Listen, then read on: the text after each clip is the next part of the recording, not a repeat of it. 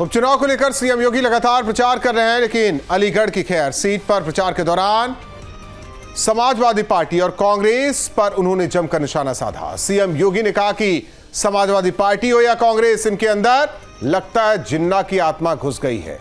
जिन्ना ने देश का विभाजन करने का पाप किया था, अंतिम समय में घुट घुट कर मरा था, वही काम आज ये लोग कर रहे हैं। सीएम के इस बयान के साथ ही उपचुनाव में जिन्ना की एंट्री हो गई है। सीएम के इस बयान के बाद समाजवादी पार्टी ने भी पलटवार किया, कह दिया कि बीजेपी के पास विकास पर बोलने के लिए कुछ नहीं है। दो टूक में करेंगे चर्चा, पहले सुनते हैं बयान। उनके जुबान में कौन सी आत्मा घुसी है ये तो पता नहीं। हाँ, कौन से शैतान की, जो शैतान नहीं होते हैं उनकी आत्माएं चली जाती हैं, बहुत से लोगों में है। तो पता नहीं बीजेपी वालों में कौन से शैतान की आत्मा घुस गई है। बांटने की बात करते हैं, काटने की बात करते, जोड़ने की बात नहीं करते, तरक्की की बात नहीं करते, विकास की बात नहीं करते, केवल बांटना काटना। क्योंकि हर मोर्चे, अब जनता कोई झांसे में आने वाली नहीं। जब अयोध्या में जहाँ बांटने की बात करते थे, अयोध्या में भाईचारे ने, एकता ने और पीडीए की एकता ने जीती है सीट। अवधेश प्रसाद जी जीते हैं, बीजेपी हारी है। बिल्कुल सही कहा है। और मैं मानता हूं कि क्योंकि देश को तोड़ने की, समाज को तोड़ने की राजनीति लगातार समाजवादी पार्टी, कांग्रेस और उनके एक और मित्र हैं वो लगातार करते हैं। तो इन लोगों के अंदर जिन्ना के साथ साथ एक तुष्टीकरण और समाज को बांटने का जिन पहले से ही है, इसलिए जिन्ना की आत्मा इनके अंदर पहले से बसी है। और दो टूक में बड़े सवाल, उपचुनाव की लड़ाई जिन्ना की आत्मा पर आई। योगी दिखाए विकास का रोड मैप, कौन घोल रहा समाज में पाप। यूपी में सब चंगा, समाजवादी पार्टी को मौका मिला तो होगा दंगा। कानून व्यवस्था विपक्ष को पसंद नहीं, समाज बांटने का काम सही। बीजेपी कर रही विकास, समाजवादी पार्टी कांग्रेस कट्टरपंथियों के साथ। इन्हीं सवालों के साथ मेहमानों से चर्चा। अनिश त्यागी जी, प्रवक्ता बीजेपी, मोहम्मद आजम जी, प्रवक्ता समाजवादी पार्टी, डॉक्टर सुधा मिश्रा जी, प्रवक्ता कांग्रेस। आप तीनों मेहमानों का स्वागत है। अनिश त्यागी जी, आखिर कैसे समाजवादी पार्टी और कांग्रेस में जिन्ना की आत्मा घुस गई?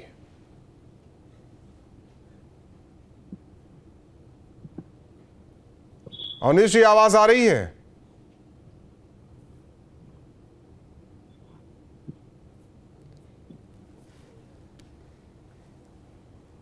आजम जी, आपको आवाज आ रही है? जी, मिल रही है। यह कहा जा रहा है कि देश का विभाजन जिन्ना ने किया, समाज का विभाजन कांग्रेस और समाजवादी पार्टी कर रही है। राहुल जी, बहुत ही अफसोसनाक बयान है। भाजपा और उसके मुख्यमंत्री लगातार अनाप शनाप चीजें कह रहे हैं। अभी उन्होंने कहा था बटेंगे तो कटेंगे, आज जिन्ना को ले आए और तमाम ऐसे बयान दे रहे हैं जो कहीं न कहीं सांप्रदायिक ध्रुवीकरण की कोशिश खुद मुख्यमंत्री कर रहे हैं, जबकि वो एक संवैधानिक पद पे है। राहुल जी, संवैधानिक पद पे जो व्यक्ति होता है उसकी जिम्मेदारी होता है कि वो सबको साथ लेके चले, लेकिन वो खुद ऐसे बयान दे रहे हैं जिससे समाज में वैमनस पैदा हो, विदेश पैदा हो। तो लेकिन सवाल है कि वो ऐसा क्यों कह रहे हैं? वो ऐसा इसलिए कह रहे हैं क्योंकि वो बुनियादी मुद्दों पे पिछड़ते जा रहे हैं। चाहे बेरोजगारी का सवाल हो, चाहे विकास का सवाल हो, चाहे क्राइम, कह रहे हैं ना कानून व्यवस्था बहुत अच्छी है। राहुल जी, उन्हीं का एनसीआरबी का डाटा कहता है कि उत्तर प्रदेश क्राइम में, विमेन क्राइम में टॉप पर है। ये मैं नहीं कह रहा, होम मिनिस्ट्री का डाटा कह रहा है। तो कहां से चीजें बिल्कुल उनके नियंत्रण में नहीं है, तो वो चाहते हैं ऐसी चीजें कही जाए जिससे समाज में विभाजन हो और 80-20 की जो पॉलिटिक्स उनको सूट करती है उसके लिए वो काम कर रहे हैं। अभी बताइए, फर्रुखाबाद में 2 लड़कियों का शव मिलता है पेड़ में लटका हुआ, एक ही दुपट्टे में। तो क्या एक ही दुपट्टे में उसको पुलिस आत्महत्या करार करने की कोशिश कर रही है, जबकि वो कहीं ना कहीं परिवार का मानना है कि वो हत्या है। इस तरह से कानून व्यवस्था में पिछड़ रहे हैं, विकास में पिछड़ रहे हैं, बेरोजगारी में पिछड़ रहे हैं, तमाम मुद्दे में पिछड़ने के बाद वो अपने धार्मिक एजेंडे को राहुल जी आगे ला रहे हैं। मैं कहता हूं तो आप लोग भी आ जाइए ना विकास के मुद्दे पर, या जो उनका और भी है, रोजगार का मुद्दा, शिक्षा का मुद्दा, स्वास्थ्य का मुद्दा, उस पर राजनीति होनी चाहिए। लेकिन डॉक्टर सुधा मिश्रा जी बार बार जातिगत जनगणना की बात क्यों कही जा रही है? यही तो, इसीलिए तो कहा जा रहा है कि समाज को बांटने का काम किया जा रहा है। क्या बात है, अगर विकास के लिए ये जाना जाए कि कौन कितनी संख्या में है और किसका विकास कैसे हो सकता है, ये बांटने की बात है। लेकिन एक संवैधानिक पद पे बैठा हुआ व्यक्ति जब कहता है कि बटेंगे तो कटेंगे, इस भाषा का प्रयोग करता है, तो वो संवैधानिक और इस देश के विकास की बात करता है। इस देश की विकास की बात वो करते हैं जो 1940 में जिनके साथ मिलकर बंगाल, सिंध और NWFP की सरकार बनाई थी, जो उनके अपने साथ रहे हैं, कैसे अंग्रेजों के द्वारा दमन किया जाए अपने क्रांतिकारियों का, उनका साथ दे रहे थे। वो हमें बता रहे हैं कि हम जिन्ना के जैसे कर रहे हैं। तो जिन्ना के साथ जिनके पुरखे मिलके सरकार बना के स्वतंत्रता संग्राम सेनानियों को मारने और उनको दबाने की कोशिश में साथ थे, वो उसकी बात कर रहे हैं। तो जिन्ना कांग्रेसी नहीं थे क्या? नहीं, सुनिए, जिन्ना कांग्रेसी थे कि नहीं थे, लेकिन जिनके साथ मिलके जो पिछले सरकारों में, जो पिछले स्वतंत्रता संग्राम में हुआ था, क्या उसको कोई मिटा सकता है क्या? और उन्हीं तथ्यों को लेके आधी अधूरी सूचना देके इस देश को बांटने की राजनीति की जाए, तो क्या राहुल जी इसको आप सही मानेंगे क्या? वर्तमान में जिस तरह से अभी भाई ने कहा कि NCRB के आंकड़े कांग्रेस लेके नहीं आई है, नहीं उनका, मैं कहां कुछ कह रहा हूं। प्लीज देखिए, तथ्यात्मक रूप से जो जो तथ्य है वो भी सामने रखा जाए। उनका सुनिए, उनका क्या कहना है इस पर। देखिए, इस पर चर्चा जाए, इसीलिए कह रहा हूं। उनका कहना है कि हम तो फेसबुक से, इंस्टा से, किसी का मैसेज आ जाता है उससे, या सोशल मीडिया प्लेटफॉर्म X पर कहीं से शिकायत आती है, हम तो दर्ज कर लेते हैं। पहले दर्ज ही नहीं होता था, तो NCRB का डेटा कहाँ बढ़ोतरी होगी?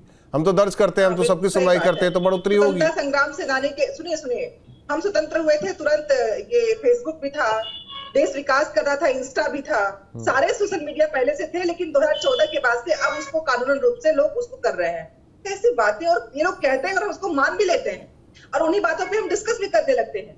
सोशल मीडिया का दौर कब आया और कब कंप्यूटर क्रांति हुई और चीजें कब आई, उसके बाद से चीजें देश में कैसे आगे बढ़ी, पूरा विश्व कैसे आगे बढ़ा। नहीं, ठीक है, कंप्यूटर क्रांति तो राजीव गांधी लाए, लेकिन उसका विरोध तो मुलायम करते थे।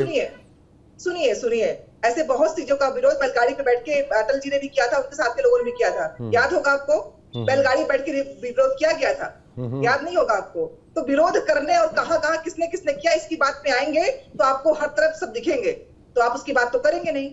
मैं यहाँ पूछना चाहती हूँ आदरणीय अपने मुख्यमंत्री, जिसे हमारे भी मुख्यमंत्री हैं, आपके भी हैं, सबके हैं, जो भी यूपी के लोग हो, चाहे कांग्रेस में हो, चाहे सपा में हो, कहीं भी हो, भाई आदित्यनाथ जी हम सबके मुख्यमंत्री हैं। मैं अपने मुख्यमंत्री जी से पूछना चाहती हूँ कि कौन बांट के किसको काट रहा है, कहाँ मुजिन्ना आ रहे हैं? उससे पहले अनिश त्यागी जी जवाब देंगे। अनिश त्यागी जी, जी कहां से आत्मा घुसाई है कांग्रेस और समाजवादी पार्टी में जिन्ना की? वो तो देश बांट के चले गए, आप लोग कह रहे हैं ये तो समाज को बांट रहे हैं। बिल्कुल समाज को बांट, आज भी उसी काम में लगे कि देश बटे समाज बटे, धर्म के आधार पर, जाति के आधार। जिस तरह से इनका काम हो रहा है उसमें कोई दो राय नहीं कि दोनों मिलकर ऐसा गठबंधन हो गया है जो विरोधाभासी गठबंधन। परंतु एक मुद्दे पर सत्ता पाने खातिर पहले देश बांटा, अब समाज बांटने की तैयारी में नहीं है और समाज को बांटना चाह रहे हैं। एक नया जिन्ना इनके भीतर घुस आया है। 1940 ने कहा है वो कहीं गलत कहा। और जिस तरह से ये देश बांटने की कोशिश कर रहे हैं, जनता इनके चेहरों को पहचान चुकी, और ये पहचान नहीं चुकी। ये लगातार कोशिश कर रहे हैं सत्ता में लौटने की, पर सत्ता में इनको लौटने का काम भारत की जनता नहीं करना चाहती। भारत की जनता, महान जनता, इनको सत्ता में वापस नहीं आने देना चाह रही। अगर आएंगे तो ये देश का क्या हाल करेंगे, ये कहीं छिपाने। आप इनको, प्रधानमंत्री कौन है ये जानिए आप। उत्तर प्रदेश की जनता की चिंता न करिए, उत्तर प्रदेश की महान जनता फिर ठीक कर रही है। देश का प्रधानमंत्री माननीय नरेंद्र मोदी जी तीसरी बार बने हैं, पूरी मजबूती के साथ बने हैं, पूर्ण बहुमत के साथ बने। आपके पास, कांग्रेस के पास 100 सीटें नहीं जीत पाई, और समाजवादी पार्टी के पास तो कुछ है ही नहीं। समाजवादी पार्टी केवल उत्तर प्रदेश में है, और आने वाले दिनों में आप देखिए कि जनता आपको फिर सबक सिखाएगी। नहीं, उनका कहना है कि विकास की बात नहीं करते, रोजगार की बात नहीं करते, इस तरह की बात आप लोग करते लगते हैं। देखिए, विकास की बातें कर रहे हैं, विकास नहीं कर, और बार बार NCRB का आंकड़ा दिखाया जाता है विपक्ष की तरफ से। ये NCRB का आंकड़ा दिखा रहे हैं। मैं कह रहा हूँ अपराधियों पर कार्रवाई करने में जितनी योगी सरकार कारगर है, इतनी कोई सरकार कारगर नहीं हुई। जिस शक्ति इतनी के साथ कारगर है कार्रवाइयां कि हो रही उसके हैं आंकड़े और बढ़ जिस गए। शक्ति के साथ कार्रवाइयां हो रही हैं वो अपने आप में बेमिसाल है और योगी जी का मॉडल पूरी दुनिया में चर्चित है और पूरी दुनिया में सराहा जा रहा है।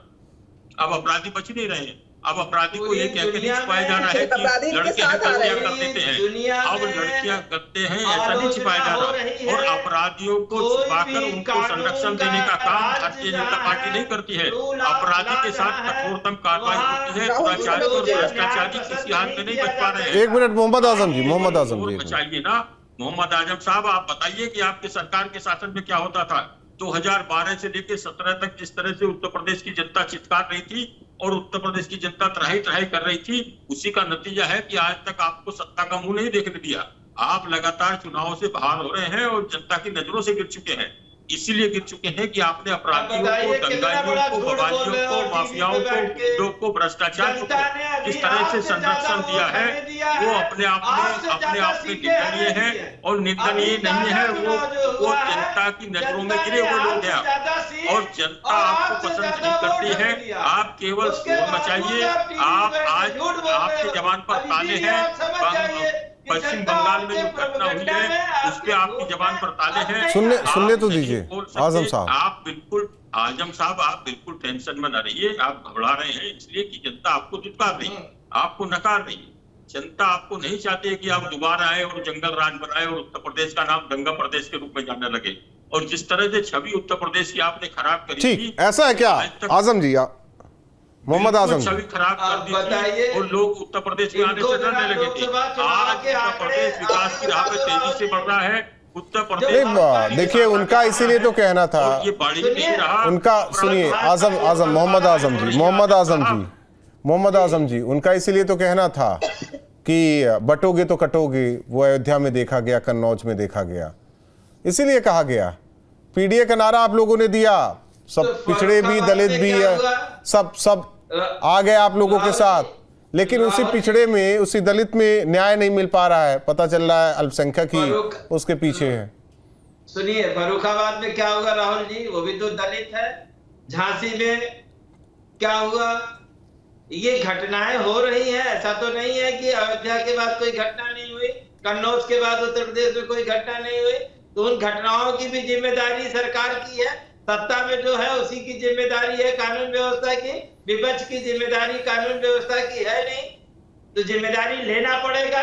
और लोकसभा चुनाव में इनको जनता ने खुद दिखा दिया कि किस पार्टी पे जनता ज्यादा भरोसा करती है। इनके प्रोपेगेंडा पे भरोसा करती है या समाजवादी पार्टी और कांग्रेस की नीतियों पे भरोसा करती है।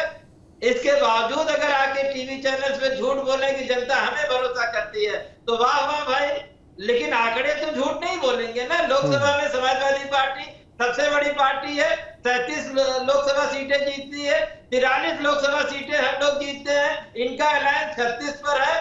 तो जनता ने हमें विश्वास दिया और विश्वास देगी। और 12 से 17 के बीच में माननीय राष्ट्रीय अध्यक्ष अखिलेश यादव ने जितना विकास किया उसका आधा अधूरा भी कर देते तो प्रदेश आज पता नहीं कहां उन्नति के कगार पे होता।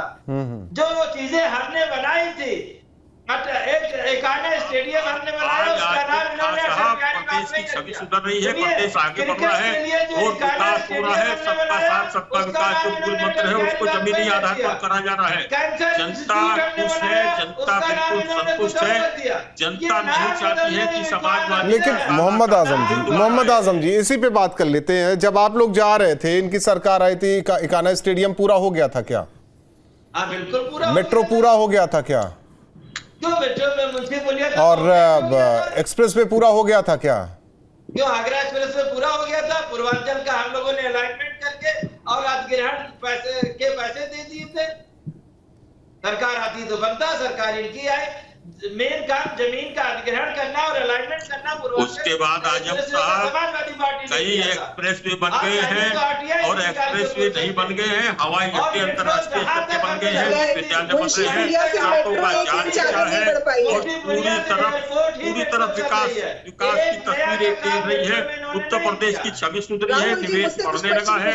आपके शासन में क्या मैं क्या सवाल पूछूं आपसे सुधा जी? बिल्कुल मैं आपको आंसर सुधा जी, देश बटा एक पाकिस्तान ले गया, एक भारत ले गया, अब समाज बटेगा, देखिए कौन क्या लेकर जाता है। ना वाली ऐसा बात, नहीं है। विकास की बातें पूछ रहे थे, मेट्रो की बात पूछ रहे थे। जितना मेट्रो के स्टेशन थे, एक इंच मुंशी पुलिया से 1 इंच आगे नहीं बढ़ पाए हैं, और आप उनसे प्रश्न पूछ रहे हैं मोहम्मद आजम से, अवनीश जी से पूछिए कितने इंच बढ़ गए, इनसे पूछिए। दिक्कत इस बात की है ना कि दूसरों कानपुर वाला भी समाजवादी पार्टी का है, आगरा वाला भी समाजवादी पार्टी का है। राजपूत जी राहुल जी, मैं पूछ रहा हूँ सम्मान के साथ, सिंपल सी बात, किसी भी सरकार का पहला उत्तरदायित्व होता है कि वो उस राज्य के, उस देश के हित में काम करे। आप सरकार बनाते इसीलिए हैं, आप उसको गिनवा नहीं सकते हैं। आप बैठ के पिछली सरकारों की बातों को लाके उनको तुलना नहीं कर सकते हैं। नहीं, क्योंकि मैं आजम जी से पूछ रहा था केवल, राहुल जी, मैंने आजम मोहम्मद आजम जी से पूछ रहा था। प्लीज राहुल जी सुनिए, आपकी आज की एंकरिंग आप अपने पिछले सीनियर से नहीं कहेंगे कि आज टेक्नोलॉजी इतना आगे बढ़ गई है, मैं ऐसा कर रहा हूँ, आपने क्यों नहीं किया। हर समय आगे बढ़ता है, ठीक, प्रश्न उसके अकॉर्डिंगली पूछना बहुत जरूरी है। लेकिन अतीत भी भविष्य का फैसला कर देती कभी कभी, सिखाता है। हाँ, सिखाता है जो कांग्रेस नहीं सीख पाई, जो कांग्रेस, वही तो मैं कह रहा हूँ, कांग्रेस नहीं सीख पाई। सुनिए राहुल जी, अभी शिवाजी की मूर्ति, अतीत एक चीज नहीं, मैं आता हूं, आप सब्जेक्ट पे आइए। अतीत हमें सिखाता है ना, अतीत से हमें सीखना चाहिए ना, अतीत से सीखना चाहिए। 1947 देश बंटवारा, उससे हमें सीखना चाहिए कि नहीं सीखना चाहिए? शिवाजी का मैं आपसे सवाल पूछ रहा हूँ, सीखना चाहिए कि नहीं सीखना चाहिए? बिल्कुल सीखना चाहिए, सीखना चाहिए, अतीत से सीखना चाहिए। 1 मिनट, यही सुधा जी, अतीत से सीखना चाहिए कि हिंदू मैरिज एक्ट आ जाता है लेकिन दूसरा मैरिज एक्ट नहीं आता, अतीत से ये भी सीखना चाहिए। जी बिल्कुल। फिर आप वहां दोहरा चरित्र क्यों आ जाता है? दोहरा चरित्र बताती हूँ मैं आपको। संसद के सुनिए संसद के सामने से गांधी जी की और अंबेडकर जी की मूर्ति उखाड़ी। आप मूर्ति की बात कहां पर आ गई? आप आइए ना, आप बात कीजिए ना। अतीत से सीखा जाता है तो सिखाइए, सिखाइए ना मुझे। आप देशवासियों को, हमारे राज्य के वासियों को, दर्शकों को सिखाइए अतीत से जो सीखा जाता है। राहुल जी, अतीत से सुनिए, सुधा मिश्रा जी,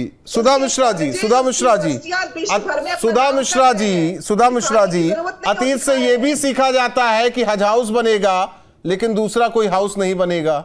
अतीत से ये भी सीखा जाना चाहिए। नहीं, अब कुछ बनाई। अतीत से ये भी सीखना चाहिए कि मुजफ्फरनगर जल रहा है लेकिन सैफई में महोत्सव हो रहा है। अतीत से ये भी सीखना चाहिए। नहीं, मणिपुर जल रहा हो, हम अपने इवेंट, ठीक है, इस पर भी आ जाते हैं, सुधा जी।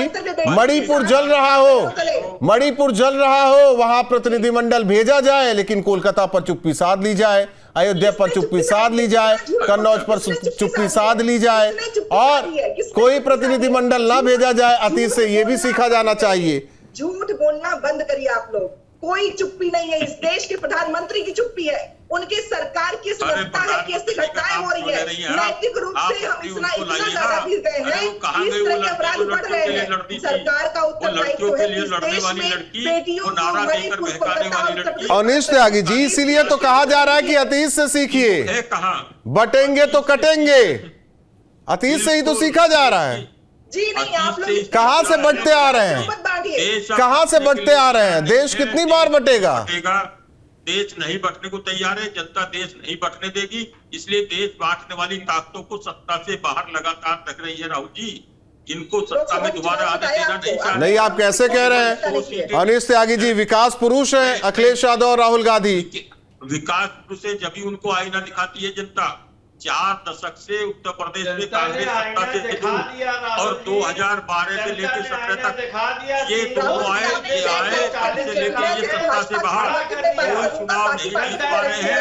आईना दिखा दी है जिनका ने, आप सत्ता में नहीं आ पाओ। नहीं, समर्थन वाली कहाँ बात कर रहा हूँ सुधा जी, समर्थन वाली बात कहाँ? आप ही ने तो बोला कि अतीत से सीखना चाहिए।